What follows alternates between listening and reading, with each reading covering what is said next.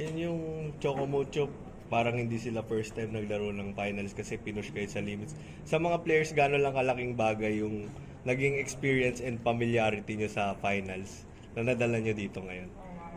I guess, knowing Choco Mucho, coach, most of the players, they played in the UAAP championships. So, hindi mo rin they played in big stadium. So, sanay na rin sila, even sa crowd. So, talaga pinakita nila na ganun sila kasanay. But for us naman, I think we're really banking on the system na in-instill sa amin ni coach since day one, since last year. And yun yung tiwalang binibigay namin sa sistemang yun. I guess it's a different challenge for us also this championship kasi first time natin makakalaban sister team.